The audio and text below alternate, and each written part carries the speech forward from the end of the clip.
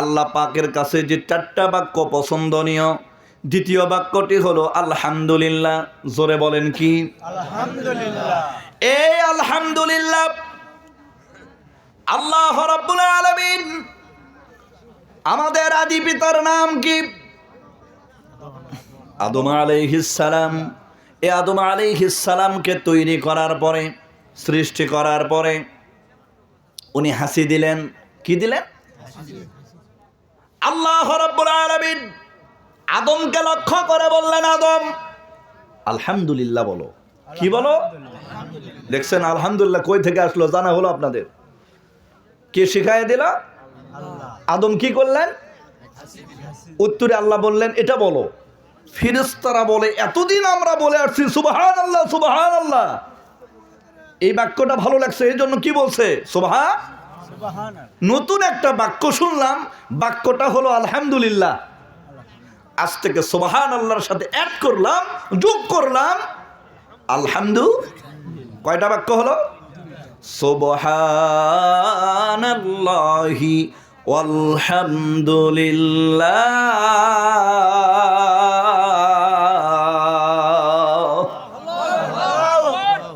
কয়টা বাক্য আল্লাহ পাকের কাছে পছন্দনীয় হলো? কয়টা? বাকি থাকলো কয়টা? 3 নম্বর বাক্য হলো লা ইলাহা ইল্লাল্লাহ। আল্লাহ রাব্বুল আলামিন নূহ পয়গম্বর নামে একজন পয়গম্বরকে তৈরি করলেন। এই পয়গম্বরের উম্মতেরা সর্বপ্রথমে মূর্তি পূজা আরম্ভ করছিল। মূর্তি পূজা কোন পয়গম্বর থেকে শুরু? জোরে বলেন, কথা বলেন। নূহ পয়গম্বর থেকে মূর্তি পূজা আরম্ভ হয়। আল্লাহ রাব্বুল আলামিন ওহীর মাধ্যমে জানায় দিলেন, হে নূহ, তোমার যারা অনুসারী, যারা তোমাকে ফলো করে না, তোমাকে আইডল মনে করে না, তোমাকে যারা সাপোর্ট দেয় না, তোমার ছায়াতলে যারা আসে না, ইসলামের ছায়াতলে যারা আসে না, তারা যদি এতটুকু বাক্য বলে লা ইলাহা ইল্লাল্লাহ,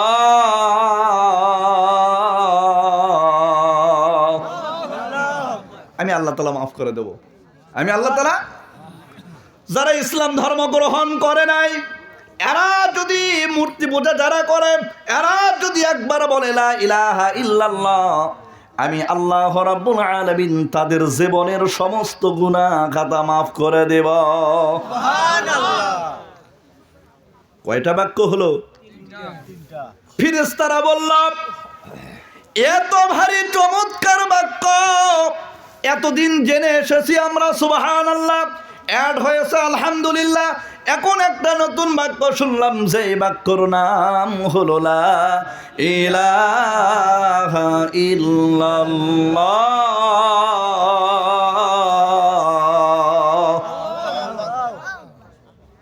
বাকি থাকলো কয়টা বাক্য? সে বাক্যটির নাম কি? বলেন না আল্লাহু আকবার।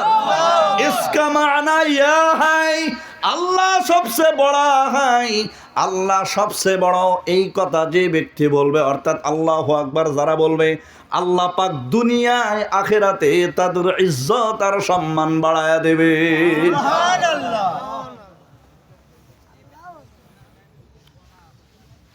সুবহানাল্লাহ, আলহামদুলিল্লাহ, লা ইলাহা ইল্লাল্লাহ পর্যন্ত হইল। বাকি থাকলো একটি বাক্য, আর সেটি হলো আল্লাহু আকবার। আল্লাহ রাব্বুল আলামিন ওনার একজন বন্ধু ছিল, আল্লাহ পাকের একজন বন্ধু ছিল, বন্ধুর নাম হলো ইব্রাহিম। জোরে বলেন কি? ইব্রাহিম খলিল। খলিল শব্দের অর্থ হলো বন্ধু। ইব্রাহিম খলিল যখন ওনার সন্তানকে আল্লাহ পাকের হুকুমে ইসমাইল পয়গম্বরকে যখন জবাই করবে, আল্লাহ রাব্বুল আলামিন এত খুশি হয়ে গেলেন। খুশি হইয়া জান্নাতে একটা দুম্বা 40 বছর ধরে লালন পালন করা হইতেছিল। জোরে বলেন কয় বছর? এই দুম্বাকে জিবরাইল আমিনকে বলা হলো, যাও ইসমাইলের জায়গায় এই দুম্বাটা জবাহ যেন হয়ে যায়। ইব্রাহিম খলিলুল্লাহ বিসমিল্লাহি আল্লাহু আকবার বলে যখন জবাই করবে, জবাহ করলেন, চোখ বাঁধা ছিল, চোখ খুলে দেখলেন জান্নাতি দুম্বা জবাহ হয়ে গেছে। কি দুম্বা? উনি আনন্দে খুশি হইয়া বললেন আল্লাহু আকবার। দেখছেন আল্লাহু আকবার কই থেকে আসলো? ফেরেশতারা বলল এটা তো কোনোদিন শুনি নাই, প্রাথমিক ভাবে জেনেছি সুবহানাল্লাহ, দ্বিতীয় ধাপে জেনেছি আলহামদুলিল্লাহ, এরপরে তৃতীয় ধাপে জেনেছি লা ইলাহা ইল্লাল্লাহ, আর চতুর্থ ধাপে জানলাম আজ থেকে আমরা আল্লাহু আকবার। সুবহানাল্লাহ বলেন। একবার আমার সাথে বলা যাবে না? সুবহানাল্লাহি ওয়ালহামদুলিল্লাহি ওয়ালা ইলাহা ইল্লাল্লাহু ওয়াল্লাহু আকবার। আল্লাহ রাব্বুল আলামিন এই পৃথিবীতে যত রোগ দিয়েছেন, বালা মুসিবত দিয়েছেন, যদি কোনো মানুষ এই ওজিফাটা চালু করে, অর্থাৎ আল্লাহ পাকের কাছে যে চারটা বাক্য পছন্দনীয় সুবহানাল্লাহি ওয়ালহামদুলিল্লাহি ওয়ালা ইলাহা ইল্লাল্লাহু আল্লাহু আকবার, অসংখ্য অগণিত বেশুমার বেমার থেকে, অসুস্থতা থেকে, রোগবালাই থেকে তাদেরকে হেফাজত করবে। একটু জিকির করেন সুবহানাল্লাহ আলহামদুলিল্লাহ লা ইলাহা ইল্লাল্লাহ সুবহানাল্লাহ আলহামদুলিল্লাহ লা ইলাহা ইল্লাল্লাহ সুবহানাল্লাহ আলহামদুলিল্লাহ লা ইলাহা বলেন সুবহানাল্লাহ আলহামদুলিল্লাহ লা ইলাহা সুবহানাল্লাহ।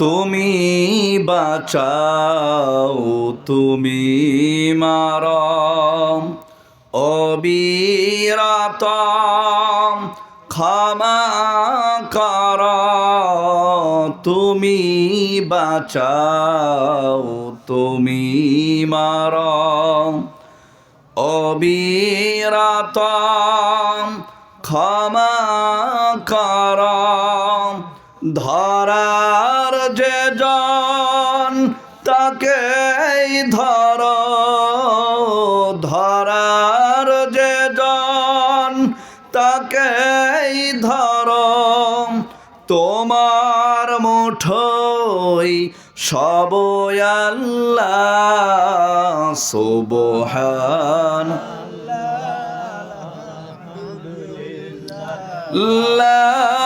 বলেন সুবহানাল্লাহ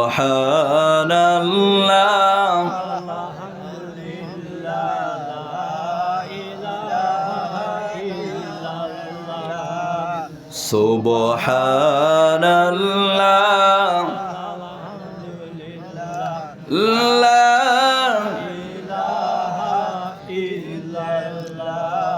তোমারে যে খেয়ে পড়ে অবাধ্য হয় কেমন করে, খুঁজে না পাই কোনো ভাষা, খুঁজে না পাই কোনো ভাষা, শুকুর গুজার করার আল্লাহ সুবহান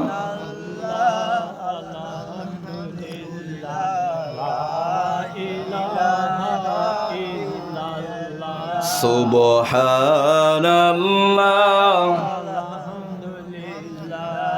লা তোমার দয়ায় নদীর ধারা সারা জাহান তোমার গড়া তোমারই পথে আমার জীবন তোমারই পথে আমার জীবন কবুল করো ও গো আল্লাহ সুবহানাল্লাহ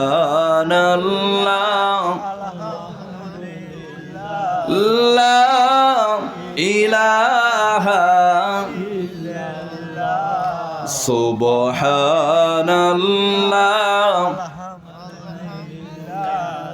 লা ইলাহা বলেন আলহামদুলিল্লাহ মারহাবা। এই আলহামদুলিল্লাহ আর সুবহানাল্লাহর কথা বলতে গিয়ে অনেক লং সময় চলে গেল, কথা বলেন ঠিক কিনা? এখনো আলোচনায় যাই নাই, আলোচনায় যাব ইনশাল্লাহ। বলেন ইনশাল্লাহ। মহাগ্রন্থ আলোচনায় গেলাম, কিন্তু মহাগ্রন্থ আল কোরআনের পারা নাম্বার হলো 3, সূরা নাম্বার হলো 3, সূরার নাম হলো আল ইমরান। আল ইমরান শব্দের অর্থ হলো ইমরানের পরিবার, ইমরানের। এই সূরা আল ইমরানের ইমরান নামক পরিবারের 31 অর্থাৎ 31 নম্বর আয়াতে কারিমা আপনাদের সামনে উপস্থাপন করেছি, তেলাওয়াত করেছি। বলেন আল্লাহু আকবার। আর মিশকাত শরীফ থেকে হযরত আনাস থেকে বর্ণিত একটা হাদিস বলেছি। এই দুইটার ওপর যদি আলোচনা করি, যদি কিছু মনে না করেন, বলবো একটা কথা, 4 ঘন্টা লাগবে। সুবহানাল্লাহ বলে না, সময় আছে আধা ঘন্টা। শিবগঞ্জ কাঞ্জিহাড়ি কে কে চেনেন? নাম শুনছেন তো মনে হয়। কাঞ্জিহাড়ি নাম শোনেন না আপনারা? এই যে মশলা গবেষণার পশ্চিম পাশে 3 ঘন্টা আলোচনা করেও শেষ করতে পারি নাই।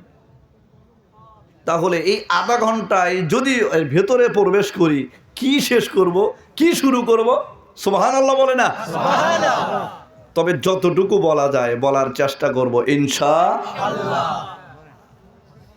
আগামীকাল, হ্যাঁ বলবো তো, আগামীকাল এই যে ইসলামপুর কৃষ্ণপুর মাদ্রাসা আছে না, ওখানে আমার মাহফিল আছে। যে মাদ্রাসায় লেখাপড়া করছি, হুজুররা মহাব্বত করে ভালোবাসে, সেই মাদ্রাসায় আমাকে মেহমান হিসেবে কবুল করেছে। বলেন আলহামদুলিল্লাহ।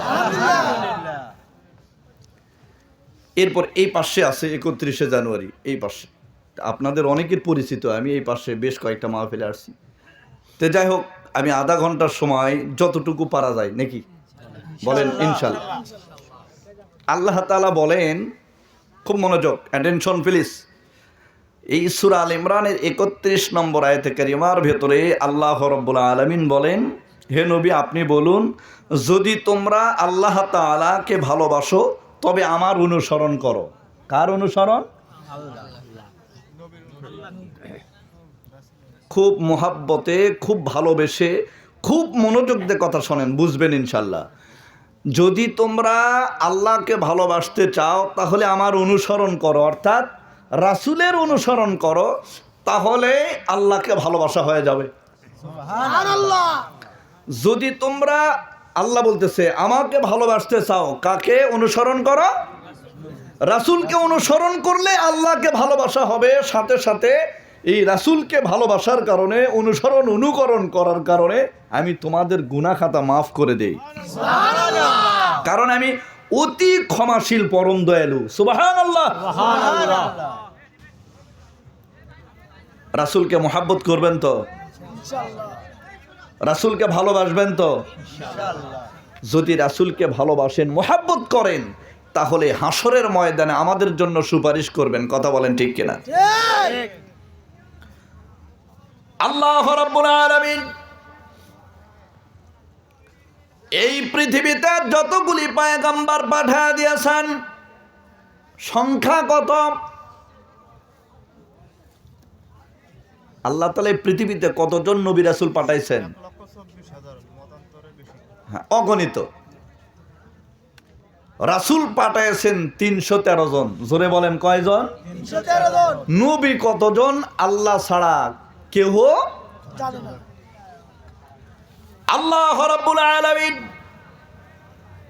এই 1,24,000 মতান্তরে যতগুলি পয়গম্বর পাঠিয়ে দিয়েছেন, কিতাবের ভিতরে এসেছে ইয়াজমাউল্লাহুল আউয়ালিনা ওয়াল আখিরিন ফি সাঈদিন ওয়াহিদিন ফায়াকুলু বা'দুন নাসি বিবা'দ।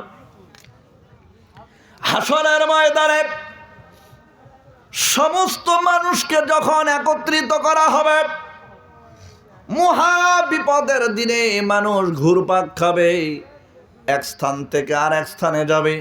এই বিপদ থেকে কিভাবে আমাকে কে উদ্ধার করবে, এই বিপদ থেকে কিভাবে রেহাই পাওয়া যায়, সেই জন্য পায়তারা করবে, দৌড়াদৌড়ি করবে। সর্বপ্রথমে কেন রাসূলকে মুহাব্বত করবেন, কেন ভালোবাসবেন, এই জন্য কথা বলছি। সমস্ত মানুষ দৌড়াদৌড়ি করার পরে এই কথাই প্রতীয়মান হবে যে আমরা কি বিপদে আছি, কোনো মানুষকে দেখো না পাওয়া যায় কিনা যে আমাদেরকে বিপদ থেকে উদ্ধার করবে। কিছু মানুষ বলবে আদম পয়গম্বরের কাছে যাও, এই বিপদ থেকে তোমাদেরকে রক্ষা করবে। সুবহানাল্লাহ বলেন। কোন পয়গম্বর? আদম পয়গম্বর। জোরে বলেন কি পয়গম্বর? আদম। আদম আমাদের কি পিতা? আমাদের পিতা কয়জন? এই তো খাইছে। আমাদের পিতা কয়জন? আদি পিতা নাম কি? আবুল বাশার। উপাধি কি? ইনি হলেন আদি পিতা।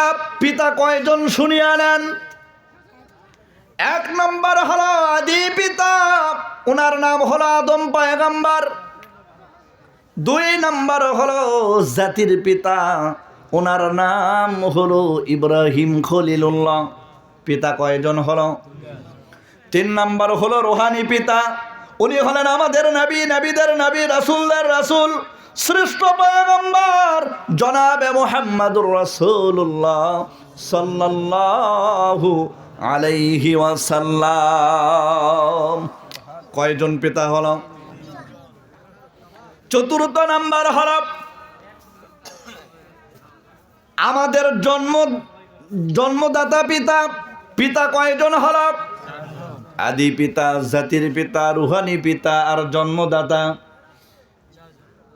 জন্মদাতা পিতা। হযরত আদম আলাইহিস সালামের কাছে মানুষ যাবে, যাওয়ার পরে বলবে হে আদম পয়গম্বর, কি বিপদে আছি দেখেন না, আমাদেরকে একটু উদ্ধার করেন। কারণ আল্লাহ পাক সর্বপ্রথমে আপনারে বানাইছে। জোরে বলেন সর্বপ্রথমে কাকে বানাইছে? আদম পয়গম্বরকে। শুধু তাই নয়, হে আদম পয়গম্বর, দুনিয়াতে থাকতেই জান্নাতের ফল আপনি খাইছেন। সুবহানাল্লাহ বলেন। মর্যাদা কম না বেশি? শুধু তাই নয়, হে আদম পয়গম্বর, আল্লাহ তাআলা 3টা জিনিস নিজ কুদরতি হাতে বানাইছে। সুবহানাল্লাহ। কয়টা জিনিস নিজ কুদরতি হাতে বানাইছে? 1 নাম্বার হলো তাওরাত কিতাব আল্লাহ তাআলা নিজ কুদরতি হাতে বানাইছে। 2 নাম্বার হলো আল্লাহ রাব্বুল আলামিন জান্নাতুল মাওয়া নিজ কুদরতি হাতে বানাইছেন। 3 নাম্বার হলো আদম, আল্লাহ তাআলা আপনাকে নিজ কুদরতি হাতে বানাইছে। সুবহানাল্লাহ।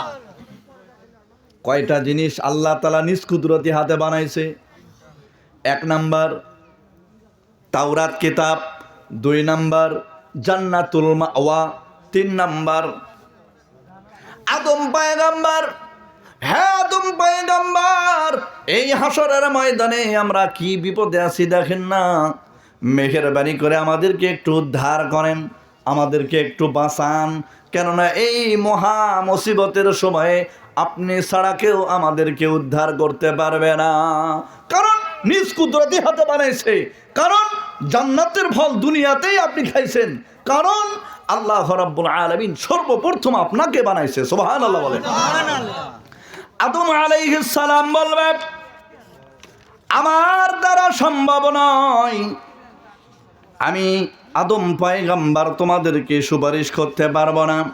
আমি এমন একজন পয়গম্বরের কথা বলবো, সেই পয়গম্বরের কাছে গেলে আল্লাহ রাব্বুল আলামিন ওনার দোয়ায়, ওনার কারণেই তোমাদেরকে আল্লাহ তাআলা হিফাজত করবে। বলেন সুবহানাল্লাহ।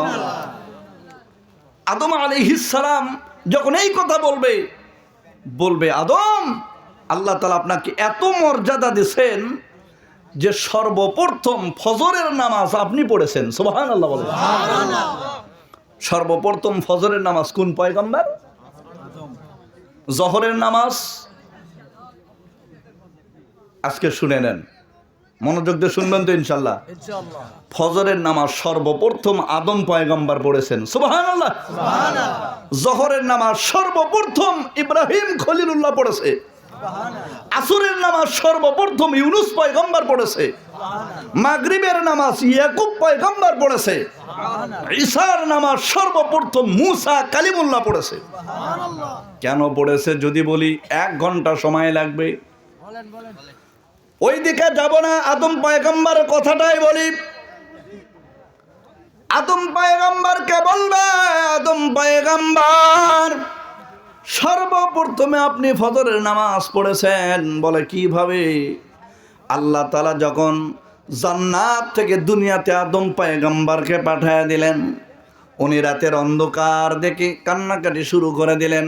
অনেক কান্নাকাটি করার পর যখন সকাল হয়ে গেল, আদম পয়গম্বর আনন্দ হইয়া শুকরানা স্বরূপ 2 রাকাত নামাজ পড়লেন। জোরে বলেন কয় রাকাত?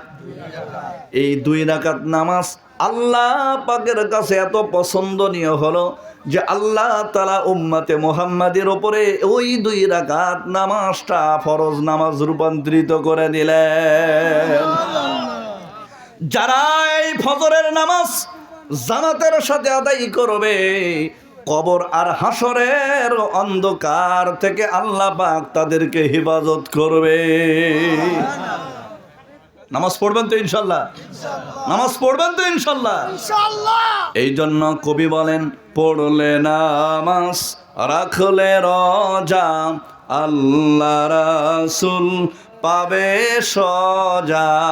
বলেন, পড়লে নামাজ রাখলে রোজা, আল্লাহ রাসূল পাবে সজা। হালকা হবে পাপের বোঝা, হালকা হবে পাপের বোঝা, করলে ইবাদত